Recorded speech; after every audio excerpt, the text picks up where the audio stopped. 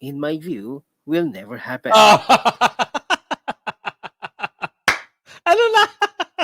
Impeach pa more? Trial of Vice President Sara Duterte. Do your colleagues even want a trial? I have spoken to a few, and most of them are impartial.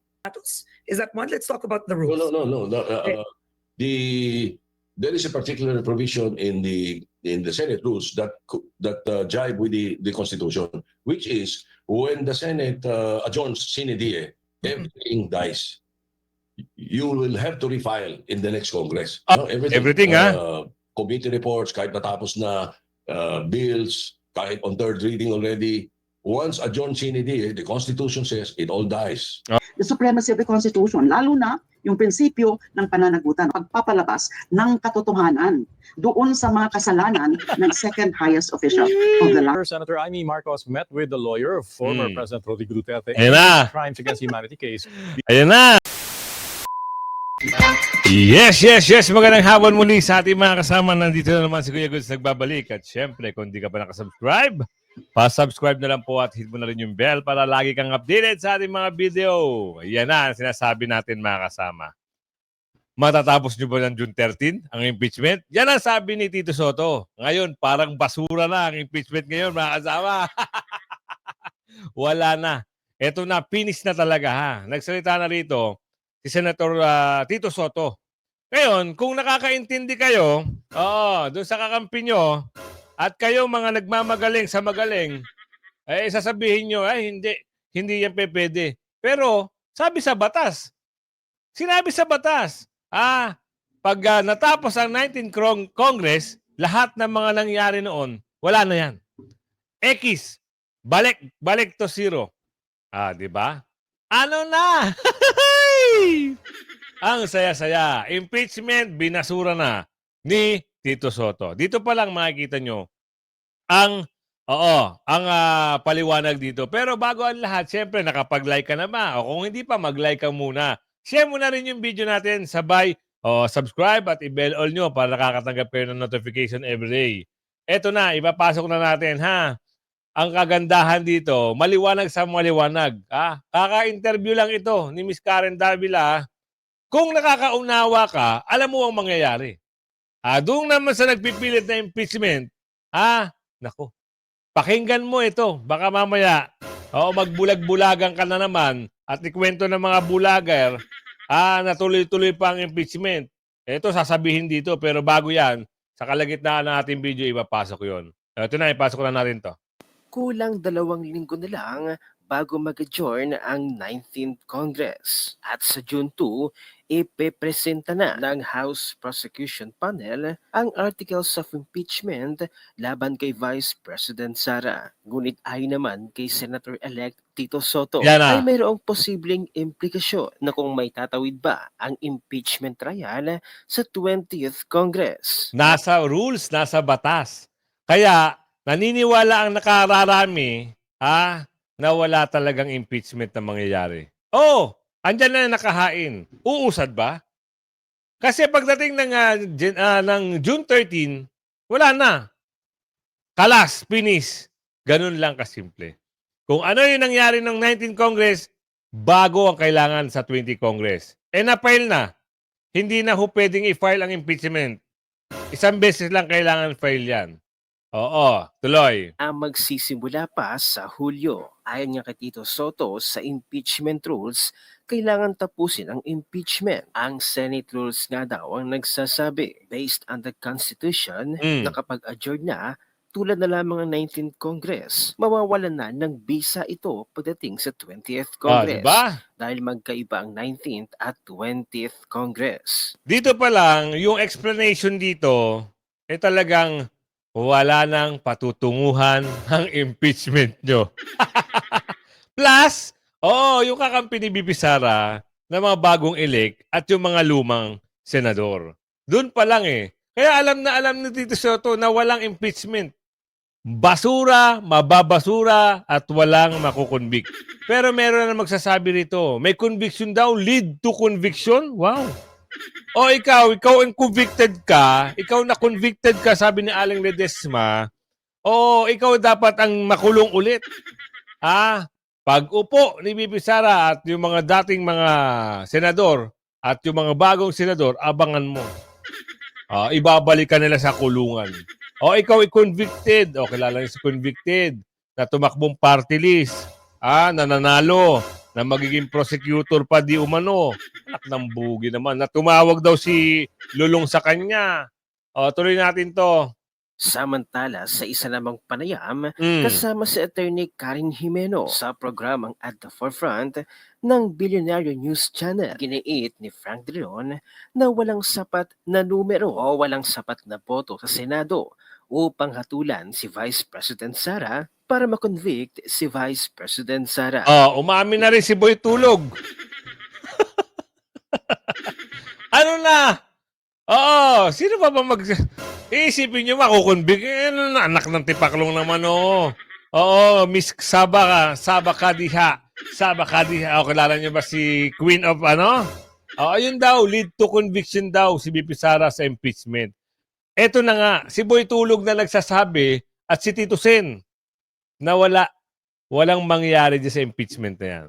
Bukod pa sa isyong mga legal at procedural, giit ni Drilon, posibleng questionin ng kampo ni Vice President Sara ang jurisdiksyon ng 20th Congress sa isang kasong isinampa noong 19th Congress. Posible nga rin daw na ibasura ito sa maagang yugto pa lamang. Baka June 3 pa lang, ibasura na eh. O baka doon pa lang sa preparation ng June 2, ibasura na. Kano kaya bayad doon sa mga bulager na sinasabi na impeachment daw at makukulong si BP Sara? How much the price is to ringer? Nakakatawa talaga itong mga to. Ay, nako, content lang kayo. Mga content nila hindi makatotohanan eh. Hindi informative. Puro paninira. Ito makasaysayan based on video.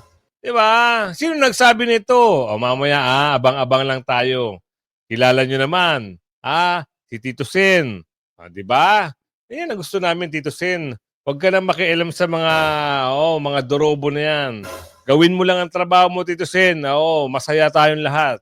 Masaya ang ating kababayan. Siyempre, masaya rin yung mga bumoto sa'yo. At siyempre, masaya ang buong Pilipinas. Pero yung iba, sasawsaw pa sa issue ng ganyan. Wag. Tumulong na lang kayo sa sambayan ng Pilipino, masaya tayo lahat. Inutumbok rin kasi sa isang Pulse Asia survey na mahigit kalahati ng publiko o ng mga Pilipino ay tutol sa pagpapatalsik kay Vice President Sara. Hindi naman kalahati, sobra sa kalahati. 80%, sabihin na natin 90%. 90% ng mga Pilipino, hindi lang Pilipinas, overseas, OFW, tutol sa impeachment na yan. Hindi naman kasi makabuluhan ang impeachment na yan eh. Pagtuunan nila ang problema ng bayan. Ano sabi ni isang senador na kakapanalo lang? Ang totoong problema ng bayan, kahirapan, trabaho. Yan ang totoong kulang. Hindi yung pag-iisipan mo, na pabagsakin ang iyong kalaban para yung sa pangarap mo maging presidente o isang pangulo, magawa mo. Kilala nyo ba yun? Sino ba yung nangangarap niyan? Siya na nga ata nakapresto ngayon. Parang siya na ata nasusunod ngayon. Walang nangyayari dito kay Bungit-ngit. Parang manhid, parang tuod, sunod-sunuran na lang. Sabi ni Aling Marin, nako, grabe Mamaya-maya, ipapakita ko sa inyo yung slide na talagang mababasura na. Kahit ito si Boy Tulog, kita nyo ano sabi? Wala nang bilang ngayon. Ibig sabihin, nakararami ang pumapabor na kay BP Sara. Aniya ni Drilon, mark my word, there will be no trial in my assessment. The impeachment complaint is there, but the trial, in my view, will never happen. Ano na? Impeach pa more? Yung mga nagsulong na impeachment. Yung mga attack dog. Ano na? Ito na nagsasabi, mga dating presidente at ngayon, yung mga dating senador Natutulog nga lang dati, sabi ni Aling Ledesma. At yung, alala niyo si Titi Soto, di ba? Ito, sasabi rito, andyan ang impeachment, pero parang walang mangyayari. Matutulog na lang yan. Ibig sabihin, matatapon na lang yan. Hi, thank you. Thank you, maraming salamat. At naliwanagan na rin tayo. The president, being the political leader, would have much of an influence on the impeachment proceedings. It fits his agenda because look, Karen, in my view, there are no numbers in the Senate to convict Sara. Yan ang sabi, di ba? Totoo naman talaga eh. Bilangin nyo yung mga senador na hindi pumapabor kay BP Sara. Kukunti na lang sila. Si Boy Kilay, si Virus, halos wala, yun lang eh. Hindi, si ano pala? Si Gatchalian? Tama ba? Yun lang. 3. Sino ba?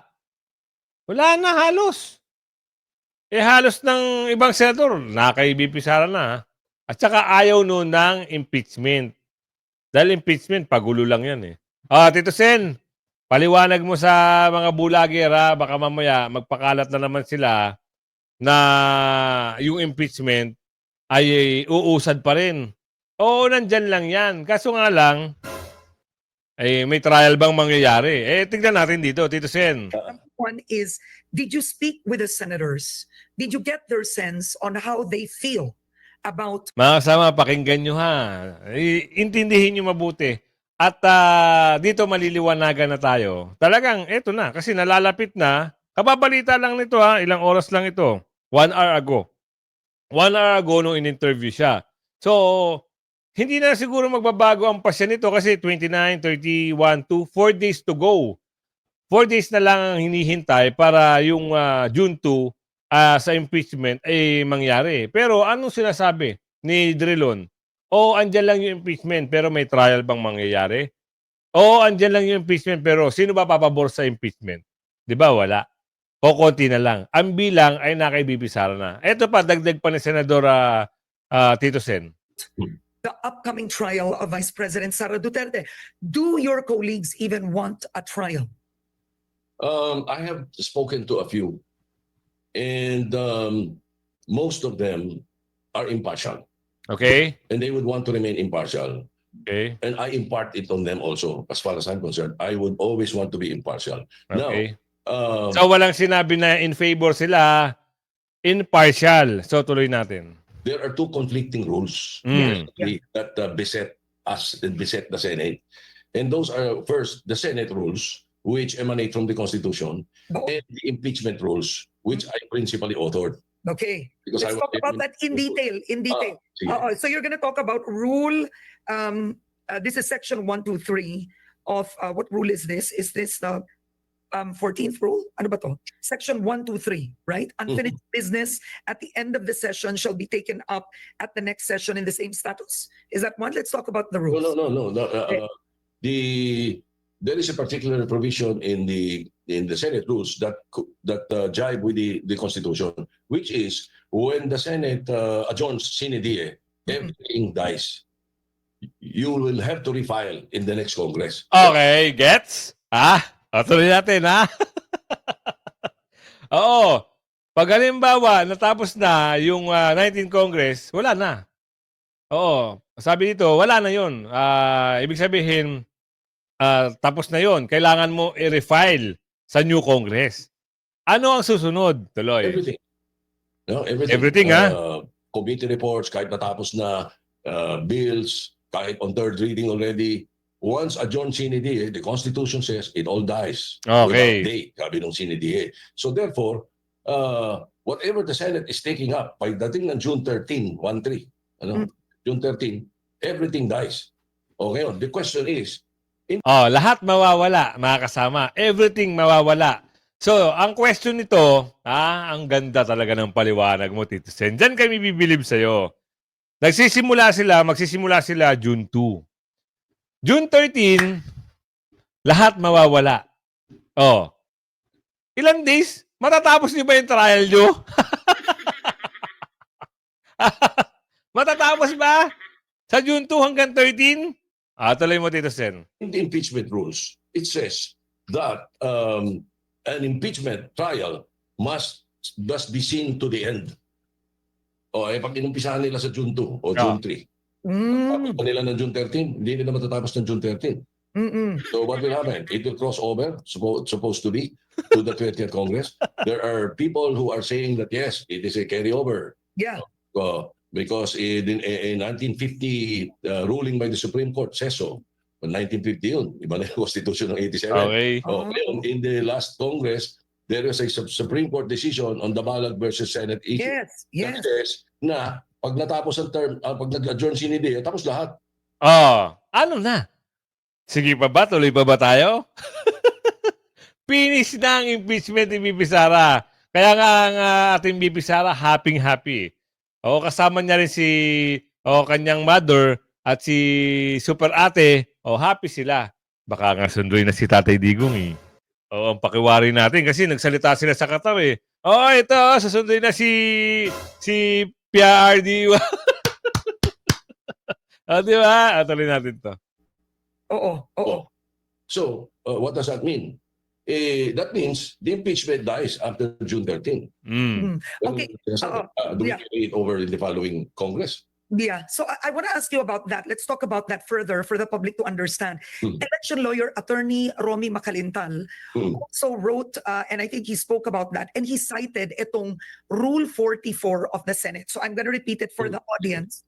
So Rule 44 of the Senate states that all pending matters, what you've mentioned, and proceedings die with the adjournment or termination of Congress. So he says this means the incoming Senate, which convenes after June 30, cannot simply resume the impeachment trial. Now, does Rule 44 of the Senate, does that go above the constitutional duty for impeachment that you hold certain officials accountable? Kasi, di ba, it is sui generis, ang sabi nga nila. So, paano yun, Tito Sen? That is precisely the what I'm saying. Yeah, There yeah, are two conflicting rules. yeah. But which one shall prevail? Yun ang pinag-uusapan dyan because part 3 of the impeachment rules shall continue. Yun namang section 1, 2, 3 of the rules of the Senate, and you read part of it. The Senate terminate upon expiration of the Congress. Yeah. Oo. So So if you were Senate President in the 20th Congress, hypothetically, what would okay. you do? Yeah. Would you ask your colleagues to take a vote? Because Macalintal says the Constitution explicitly prohibits the filing of more than one Parang impeachment nagulat si Tito Sen eh. Sige, tuloy lang natin to. case against the same official within a one-year period, right? He correct. considers it a revival if the 20th Congress tackles the impeachment. He says it's considered as new. What are your thoughts on that, Tito Sen? What should the senators of the 20th Congress do? Because for sure, Senator Amy Marcos will bring that up. The Sara Duterte supporters will bring that up. Well, the best is for the Senate to decide. Are you talking about the 19th or the 20th Congress? Because if you're 20th talking about the 19th Congress, sa akin, hindsight is always the best. Hindsight. On hindsight, in January 18, when they received the transmission from the House, they should have taken it up. Di ba? They should have taken it up. But they did. Nag-adjourn sila ng alas 12 ng gabi ng January 18. Nag-adjourn sila for the campaign. Without transmitting without referring the impeachment to the Committee on Rules. So wala silang nagawa. Ngayon, umpisa nila sa June 2 or June 3. The 20th Congress ang papatakan yan. Because I don't think they can finish it by June 13. Yeah. So, bottom line, well, let the senators decide. So what you're saying is, if I'm hearing you, because Senate President Escudero, by the start of June 2, they will convene as an impeachment court, right? Hindi tapos. Most probably. Pag pumasok na kayo, 20th Congress, you believe, Tito Sen, kasi una magbobotohan eh. Pagbobotohan ng Senate President, right? Usually, yes. So posibleng magbago mismo, I mean, the Senate President, essentially, you lead the impeachment court, right? The presiding officer of the... So it's the Senate President. Mm. So are you saying that the Senate President, if it is no longer, kasi yan ang tanong, if it's Senate President Chis Escudero, he can decide to continue, pero kung bago, can the new set of senators ask that they take a vote? Is that possible at that point? Yes, that's possible. And the Senate President, whoever he is, cannot decide. That should never be done. O mali yun. Kung ginagawa nila yun, mali yun. It is always the Senate who must decide. Like for example, the impeachment court, no? Marami nagsasabi niyan, ako, importante yung impeachment, yung presiding officer.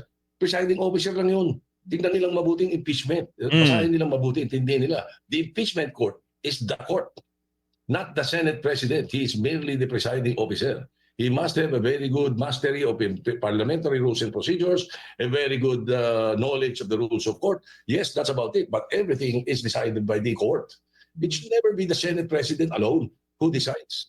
You know, that should never be done. So No. the members of the Senate in the 20th Congress must stand up and discuss this. No. Yan, diyan natin malalaman. Pero, yung kanina na narinig nyo, sigurado, may laman yun mga kasama. Given that you are co-equal branches of government, if this is brought before the Supreme Court, questioning, right, the crossover, because like, Justice of yun ang tanong. Oh, because in the United States, the impeachment court of Bill Clinton crossed two Congresses. So that's a defense of the House prosecutors, two justices as well. Nagpalit ang Kongreso in the US, tinuloy. But one can argue, iba naman yun, right? Iba ang batas doon, iba ang rules doon. Correct. Iba. Oh. Saka, if I'm not mistaken, the crossover nga, pero di naman nila tinuloy. Di ba? O, napunta na kay Bill Clinton. Pero dito tayo. Ano sabi ng The Queen? Meron siyang ano rito kayo na ho ang bahalang umintindi para mas malaman natin lahat ang kanyang pananalita rito. Nakapili na ang prosecution team ng Kamara ng kongresistang magbabasa sa 7 articles of impeachment sa June 2. Sinabi ni Iloilo Congressman Lawrence Defensor na isang prosecutor lang ang inatasang magbasa ng articles of impeachment laban kay Vice President Sara Duterte at hindi obligadong dumalo sa sesyon ng Senado ang 11 miyembro ng prosecution team. Posibleng magsagawa ng magkakahiwalay na pulong ang prosecution team ngayong linggo bilang paghahanda sa impeachment trial. Tiwala naman ang isa pang miyembro ng prosecution team na si Congresswoman-elect Laila De Lima na mauuwi sa conviction ang paglilingid kay VP Sara. Ayon kay De Lima, Nakakatawa naman, mauuwi sa conviction? Parang nagpahiwatig na nga si Tito Sen At saka si Drilon Oo. Wag nyo nang sulsulan. Wag na kayong makisawsaw, sabi ni Aling Marie. Kasi pag ginawa niyan, ibig sabihin, kayo ang gumagawa ng paraan para magka-watak-watak ang buong Pilipinas. Diba? Ang gusto ng ating kababayan, magandang serbisyo para sa mga kababayan natin. Gawin nyo na lang yun. Nanalo ka pa nga Binigyan ka pa nga ng pagkakataon para manalo Tapos ito na naman, sasawsaw na naman kayo. Para saan? Bawi-bawi, ganun ba yun? Kung meron kang kasalanan noon, tapos na yun, napag-anuhan mo na nga Diba? Diba mga kasama? Kayo ba? Naniniwala ba kayo dito kay ate? Na may makukonvict si BP Sara? Anak ng bugi naman malakas ang mga ebidensya laban sa Vice Presidente, kabilang na ang pagbabanta sa pamilya Marcos. This is all about, again, upholding the supremacy of the Constitution, lalo na yung prinsipyo ng pananagutan, pagpapalabas ng katotohanan doon sa mga kasalanan ng second highest official of the land. Anong kasalanan ni BP Sara? Sinagot lahat niya ng COA. Sinagot na rin ng ombudsman.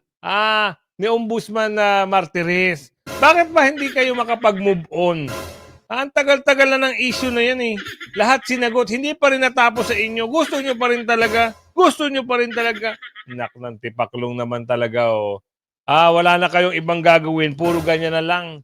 Kada kibot, puro BP Sara ang target. Kada interview, BP Sara Duterte ang target. Wala na silang maisip na target. Magkano na naman? Nak ng bugi Ito ay tungkol sa hustisya. Hustisya para sa bayan. Anong hustisya para sa bayan? Yung trust rating nga nasa kanila na. Mas mataas ang trust rating ng mga Duterte. Eh bakit sila maniniwala kay BP Sara kung hindi sila bakit tumaas ang trust rating kung hindi sila naniniwala sa mga Duterte? Kayo-kayo lang talaga. Ewan ko ba sa inyo, ang titigas talaga bahala kayo. Aminado naman ang ilang eksperto na mahirap nang basahin ang magiging takbo ng impeachment trial dahil maraming kaalyado ng pamilya Duterte ang nanalo sa pagka-senador. Ayan na ang sinasabi ko na eh. Di ba? Tigil na kayo. Sinabi na nga doon sa unang slide natin na hindi naaabante yan. Baka nga ito si Senador Amy Marcos. Oo, ang saya-saya nakasama si BP Sara. Pagdating ng 2028, baka mamaya tumakbo ng presidente o vice president si Senator Amy Marcos. Magtampo kayo Baka manalo Ito lang baka baka medyo maganda-ganda yung maging trabaho ni Miss Amy Marcos at maging makabuluhan dahil nakadikit ngayon sa Duterte. Hindi natin masabi. 'Di ba? Hindi natin masisisi kasi gumagawa ng paraan si Miss Amy Marcos Oo, hindi naman natin siya nasuportahan kasi nga inuna natin, in-endorse ni Tatay Digong. Eto bumabawi si Super Ate. Kita naman natin. 'Di ba? Oo, at ang aabangan natin doon mga kasama, yung the best, yung 5. Yung 5 na nagpalipad kay Tatay Digong, yun ang aabangan natin. Tsaka alam nyo naman mga kasama, ibang klase naman talaga, yung 5 na yun. Yun ang gusto natin makulong. Sabi ni Aling Marie, Aling Marie, masyado ka naman mainit. Oo, Kuya Goods. Oo, kasi sila yung mga, gigil na gigil sa inyo yung mga taong bayan. Eto, maganda to Pag-usapan natin to, bigyan natin ng, Eto makikita nyo dito, si Ate Amy. Moving on, the president's sister, Senator Amy Marcos, met with the lawyer of former President Rodrigo Duterte Ayan in na. his crimes against humanity case. Ayan na, nakipagpulong na Nakipagkita na si Miss Amy dito sa lawyer ni Tatay Digong. Isang ebidensya na yan, mga kasama. Pag nagbigay ng statement ito, si Miss Amy, ito lang sasabihin ko sa inyo. Pag siya nagbigay ng statement na lahat sasabihin niya ay politika lang, tapos ang kaso. Tapos ang kaso. Kaya maaari nga, baka pwede nga kasama na ni Ate Amy, BP Sara, si Tatay Digong pauwi. Before the International Criminal Court. RG Cruz is on the line to tell us more about this. RG, hi. Yes, regarding that, Stanley, good afternoon.